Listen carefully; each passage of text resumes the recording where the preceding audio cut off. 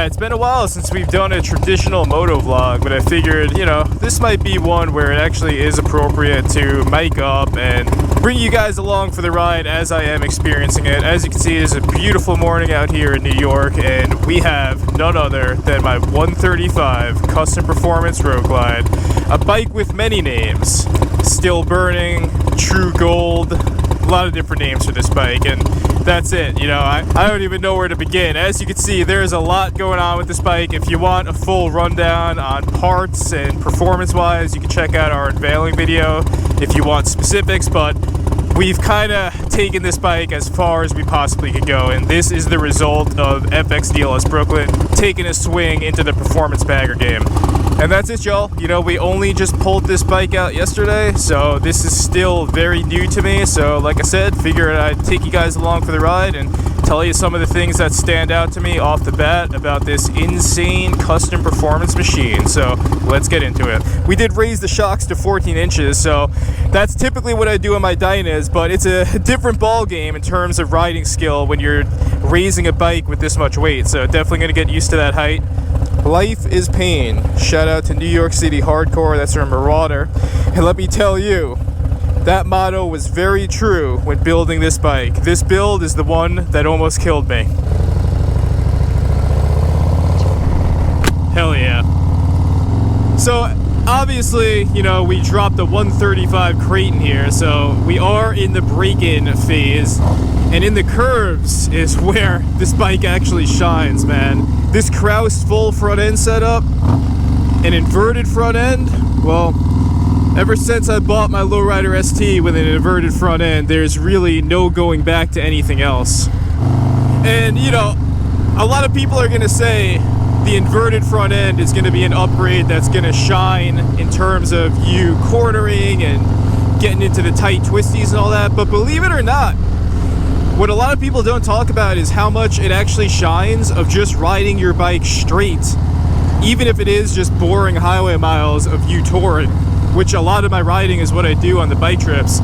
Even just riding straight, the bike just feels glued to the road and is absorbing every bump and irregularity like nothing else. I can hands down say that first impression wise, and this is someone who, if you guys follow me, you know what I'm coming through with in my garage. I'm coming from the FXR world, the high performance dyno world, the lowrider ST world.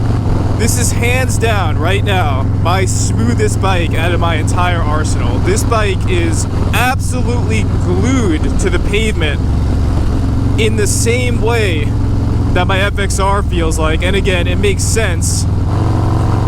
And you know, it makes sense just given the fact that there are so many similarities between this frame and the FXR frame that, you know, there'd be so many callbacks to how the FXR rides. And that's probably one of the reasons why, you know, I took the plunge on a performance bagger, is for that inherent FXR DNA in the frame. So first impression wise, I'm obviously feeling that, but again, with the Kraus front end, it's like taking the FXR tightness and cornering feeling and like putting it on steroids. My first impression on this bike is I saw a t-shirt from Shifter Crew that I thought was really funny, where it said, "So many performance baggers, so little performance." I can hands down say with everything that we've done to this Road Glide, I have taken it pretty much as far as it could go in every direction in regards to performance. And I'm not going too crazy right now. Obviously, like I said, we're in the break-in phase, but my oh my, am I excited to rip some miles on this bike this summer, man. My first impressions on this, and it could be because of the amount of pain that it took to get this bike off the ground. It could be the fact that it's the most new to me right now. Again, coming from someone who's cut their teeth in the Dyna and FXR world for the last decade.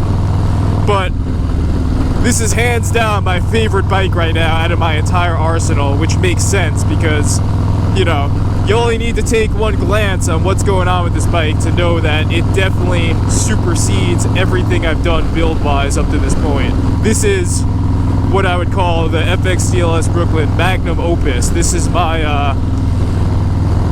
Moby Dick. This is my Dark Tower. This is the end of the road in terms of going crazy on a build, and now the only thing that's really left to do is just enjoy the motorcycle and lay down some miles on it. So in terms of first impressions, that's what I could say. It's achieved the goal that I set out to do, which is performance first and foremost. It is 100% glued to the ground right now. You know, like I said, whether I'm just doing some straight highway miles or whether I am throwing it around some corners, I honestly feel like right now it is doing it better than any of my other bikes. And it's obviously faster than all my other bikes coming through with a 135 crate. That is a very different beast than my 124 and my 131. So, end of the line, no punches pulled, still burning, 135 Road Glide does not get better than this. So, that's my first impressions. You know, like, I've had new high performance bikes before. I am just absolutely clicking my heels right now. You know, there's always going to be someone in the comments section that says something like, bro, how do you afford all this? What are you, rich? I am definitely not rich. I do work a 9 to 5 that is, let's just say it's a job I'm never gonna really get rich off of. And obviously this build that I'm on would not be possible without the support of so many of our amazing sponsors that myself and Bong Asphalt have had along the way. So many amazing partners, you know, obviously huge shout out to all of these guys, and this bike tells a really good story that I cannot tell in one video, and you just kind of have to follow me along for the ride with where this bike goes throughout the summer. And I'm trying to come home with 10,000 plus miles on the odometer on this thing and really do it justice. So my first impressions is one of gratitude, is one of validation, is one that in terms of my path and my journey, it turns out that the performance bagger was the final frontier, and here we are experiencing it live. So stay tuned, I got plenty more to bring you on this new path without neglecting our traditional content as well. Don't worry, the Dyna FXR and Lowrider ST content will never fade away as we explore new territories. And that's it.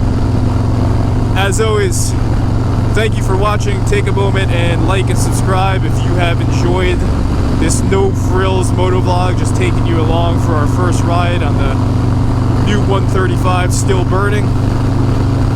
True gold. And that's it, y'all. I'm gonna close it out here. Check it out. Cursed brand. We do have t-shirts available. FXDLS Brooklyn, Outride Your Demons. We also have t-shirts. Support us on Patreon for those deeper cuts. And on that, FXDLS Brooklyn is out.